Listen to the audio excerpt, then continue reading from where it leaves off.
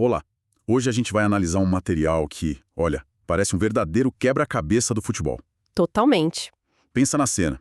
Um time tradicional, gigante, jogando no seu estádio, que deveria ser uma fortaleza. Certo. No elenco você tem um goleiro que foi campeão por um dos maiores clubes do mundo. Tem laterais de seleção. E mesmo com tudo isso, esse time entra em campo como grande azarão. É uma história fascinante. Como que isso é possível? Esse é o mistério que um artigo da revista Veja ajuda a gente a desvendar, olhando para um jogo da Copa da Itália. Exatamente. E essa é a beleza do futebol, né? Ele é sempre muito mais do que só os 90 minutos. Com certeza. O que a gente vai fazer aqui é usar essa matéria como um mapa, sabe? Para entender as forças que estão atuando nesse jogo. Não é para prever resultado, nada disso. Não, claro. É para analisar o drama, a psicologia, o momento de cada um. De um lado, a Fiorentina. E do outro como? O palco é o Artemio Franchi, lá em Florença. E a promessa, pelo jeito, é de uma história e tanto. Certo. Então vamos começar pelo cenário da Fiorentina, que, pelo que o artigo descreve, é de terra arrasada. É por aí mesmo? O time está numa situação delicadíssima no campeonato italiano, abrindo a zona de rebaixamento com só 17 pontos. 17 pontos. Para um clube do tamanho da Fiorentina, isso é uma emergência, não é só uma crise. É um estado de alerta máximo. Exato. E o que eu acho fascinante é tentar imaginar o que isso significa no dia a dia, sabe? A pressão no vestiário, a cobrança da torcida, o peso em cada passo que o jogador dá. Nossa, deve ser terrível. E a matéria aponta um detalhe crucial. Eles acabaram de perder em casa pro Cagliari. Ah, isso quebra tudo. Quebra. Eles vinham de 4 jogos sem derrota, o que podia ser um respiro, né? E quando parecia que o time ia engrenar, vem outro golpe. Essa instabilidade emocional é um veneno, especialmente para um jogo de Copa. Que é decidido no detalhe, na confiança. Exato. E aí que entra o grande paradoxo dessa história toda. Porque a gente olha a escalação provável que a matéria aponta Sim. e vê nomes como David De Gea no gol.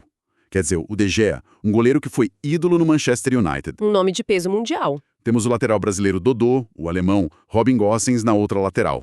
São jogadores com currículo internacional pesado. Como que um time com essa grife está nessa situação? Essa é a pergunta de $1 milhão.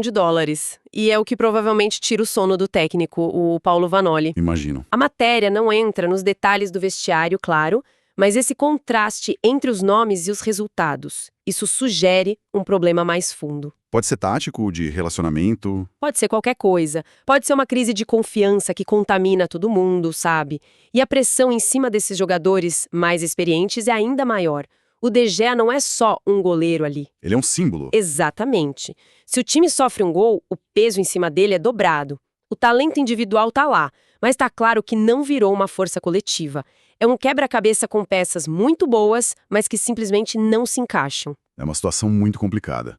Agora, enquanto a Fiorentina vive esse inferno astral, o artigo nos leva para um universo completamente diferente ao falar do como. É o dia e a noite. Não tem outra definição. A história não poderia ser mais oposta, né? Completamente. O Como está em 6º lugar na Série A, com 40 pontos. 40. 40. São 23 pontos a mais que a Fiorentina. Eles não estão só fazendo uma boa campanha. Eles estão brigando lá em cima, na parte de cima da tabela. E o comandante dessa história toda é uma figura que todo mundo que gosta de futebol conhece muito bem, Cesc Fábregas. Pois é. É incrível pensar nisso, né? Eu lembro de vê-lo jogar no auge pelo Arsenal, Barcelona, Chelsea. Um maestro no meio-campo. Aquela visão de jogo absurda. E agora a gente vê ele na beira do campo, de terno, gritando. Mostra como o tempo passa. E como o futebol se reinventa na carreira de uma pessoa. E pelo jeito, ele tá conseguindo levar aquela inteligência toda para a função de técnico. Os resultados falam por si. A matéria destaca um ponto. O Como perdeu só uma das últimas 7 partidas. Isso é consistência, não é sorte. Não é. E eles chegam para esse jogo com a moral não só alta, mas lá no teto. Acabaram de meter 6-0 no Torino. 6-0. Um placar desses é uma mensagem. É o time dizendo, a gente não tá aqui para brincar. E tem um outro fator que o artigo menciona que me parece fundamental, que é o ritmo na própria competição. Esse ponto é ótimo. A Fiorentina está estreando agora na Copa da Itália. O Como não. Eles já estão aquecidos. Exato. Eles já passaram pelo Sul de Tirol e pelo Sassuolo. Isso significa que o time já tem o cheiro da Copa, sabe? Já sabe como é jogar uma partida eliminatória. Tira aquele peso da estreia. Tira, totalmente. Eles chegam com a confiança de quem já superou 2 obstáculos. Para a Fiorentina, é um jogo de vida ou morte para salvar a temporada. Pro Como, é mais um passo num sonho. A carga de pressão é completamente diferente. Ok, então a gente tem o gigante ferido, pressionado, com estrelas que não brilham, contra o time sensação, coeso, confiante e liderado por esse técnico que está encantando. Como que esse choque de mundos pode se desenhar em campo, taticamente? A gente pode especular, né, com base nesse cenário. É muito provável que a gente veja um combo com a cara do Fábregas jogador. Ou seja, um time que gosta da bola. Um time que gosta da bola, que busca triangulação, que joga com personalidade, mesmo fora de casa. Eu não acho que eles vão chegar em Florença para se defender. A confiança que eles têm não permite isso. E a Fiorentina? Como reage a isso? Para a Fiorentina do Vanoli, a situação é mais complexa. Um time com medo de errar, pressionado, tende a ser mais reativo. Esperar o erro do adversário. Talvez. Apostar numa defesa mais sólida e na velocidade de jogadores como o Dodô para puxar contra-ataques. O grande perigo para eles é a impaciência.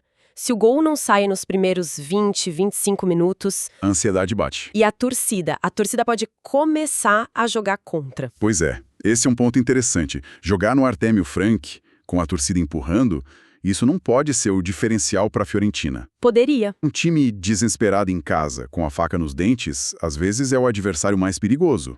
A pressão não pode criar heróis. Sem dúvida. A atmosfera de um estádio como o Franchi pode sim carregar um time. É um fator que não dá para desconsiderar. Mas, como eu disse, a pressão é uma faca de dois gumes. Para o jogador do Como, um estádio lotado e hostil pode até ser motivação extra, sabe? É o palco perfeito.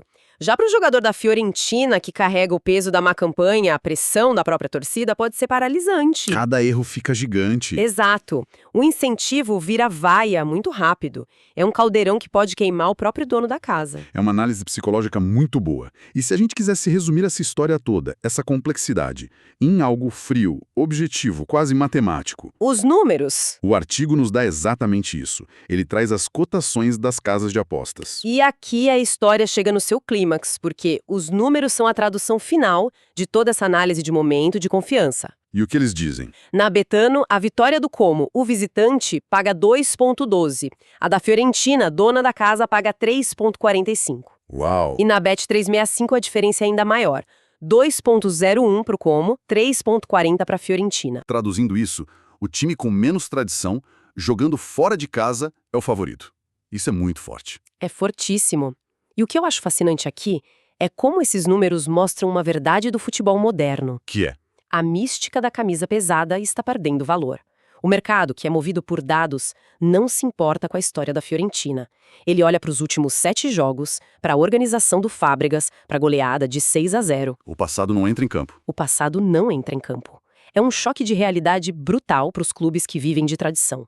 O favoritismo hoje é construído no presente, com organização, consistência e, principalmente, confiança. Uau! Isso realmente coloca tudo em perspectiva. A pressão sobre a Fiorentina é, então, tripla. A do campeonato, a da torcida e agora a pressão de ser o azarão dentro de casa. Precisamente. Eles não têm só a obrigação de vencer. Eles têm a obrigação de provar que os especialistas, os números e a lógica do momento estão todos errados. E essa é uma das cargas mais pesadas que um atleta pode carregar. Bom, fazendo um resumo do que a gente conversou, com base nesse material riquíssimo da Veja, a gente tem o roteiro perfeito para um filme de esporte. Perfeito. De um lado, a Fiorentina, um gigante adormecido, afundado numa crise, mas com nomes de peso desesperados por uma chance de redenção. Do outro, o Como, o time da moda, jogando um futebol leve, eficiente e comandado por uma lenda. E todos os indicadores, da tabela aos resultados e finalmente as apostas, apontam para uma inversão de poder. É uma história pronta. Exato! E para quem se interessou e quer ver o desfecho, a matéria dá o serviço completo. O jogo é nesta terça, dia 27 de janeiro de 2026, às 5 da tarde, horário de Brasília, lá no Artemio Franchi. E onde vai passar? O artigo destaca que a transmissão é exclusiva da Sportnet no YouTube. A grande pergunta que fica no ar é: o peso da camisa da Fiorentina ainda tem força para operar um milagre?